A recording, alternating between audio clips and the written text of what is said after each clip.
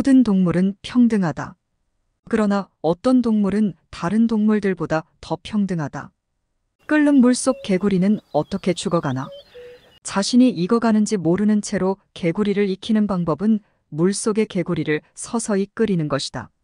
소설 동물농장의 독재자는 동물의 권리를 신장하고 평등한 유토피아를 건설하기 위해 집권한다. 그 최초의 선의가 모두 악을 위한 계획이라 생각하지 않는다. 최초의 의미가 선량하다 손치더라도 절대 권력은 절대 부패하며 점차 퇴락하기 시작한다.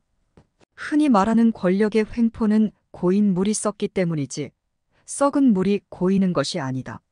모든 혁명이 다수의 지지를 통해 시작하는 것은 아니지만 일반적으로 혁명은 다수를 설득할 명분을 갖는다. 조지 오웰의 소설 동물농장은 나폴레옹이라는 돼지가 타도 인간이라는 명분을 가지고 농장 내에 혁명을 통해 인간을 몰아낸다.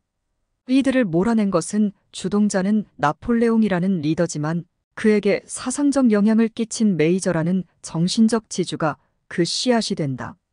프랑스 혁명에서는 그 역할로 루소가 있다. 루소는 사회계약론을 통해 불합리한 왕정을 비판했다. 정부는 국민의 권리와 자유를 보호하고 국민의 동의를 기반으로 정당한 정부가 형성되어야 한다고 주장한다. 이런 명분은 프랑스 혁명을 성공적으로 이끄는데 중요한 사상이 되지만 결과적으로 나폴레옹이라는 황제를 등극시킴으로써 더 상황을 더 악화시키기도 했다. 소설의 돼지 나폴레옹은 나폴레옹이자 스탈린으로 보여진다. 소설은 프랑스 혁명을 직접적으로 다루고 있지는 않다. 다만 조지 오웰은 소설 동물농장에서 혁명을 성공으로 이끈 리더 돼지의 이름을 나폴레옹으로 명명함으로써 그 전개와 결과를 시작부터 암시했다. 배경 지식을 모르고 본다면 도입 부분에서 최소 프랑스 혁명을 떠올리게 한다. 이 소설은 나폴레옹의 혁명이 성공하면서 민중의 평등과 자유를 보장한다. 나폴레옹이 프랑스 혁명의 가치를 유럽 전체에 전파하여 민족주의와 자유주의를 퍼뜨린 것은 사실이다.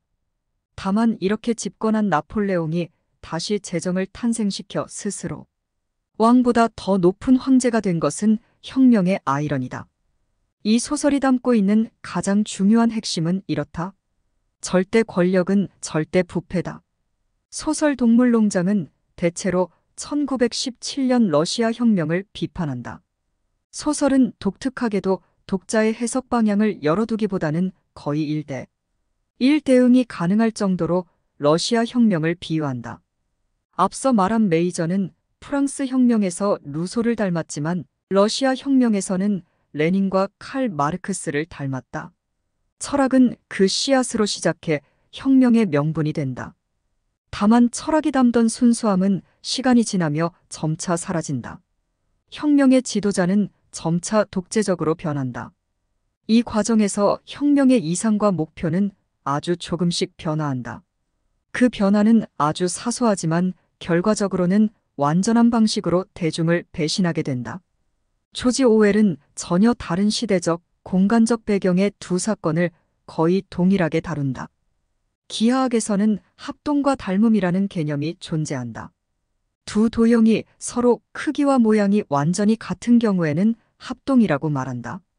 이는 각도와 변의 길이까지 모두 같다.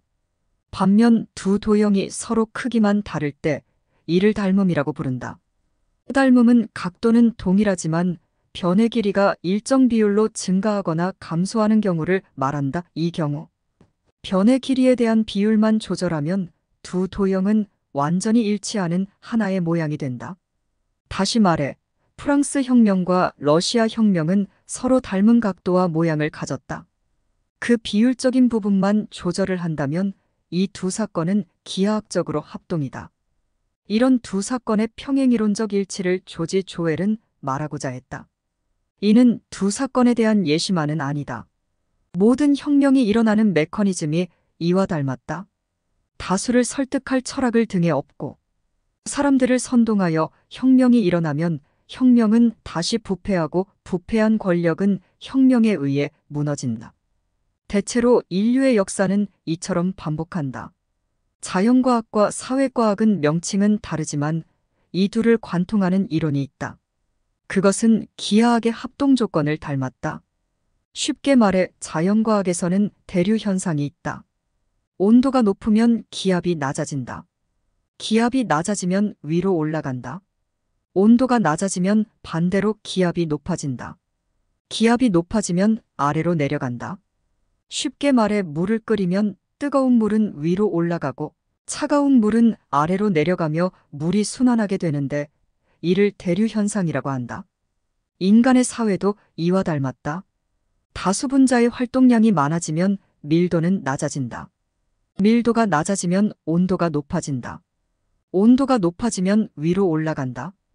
반대로 활동량이 작아지면 밀도가 높아지고 밀도가 낮아지면 온도는 낮아진다. 온도가 낮아지면 아래로 내려간다.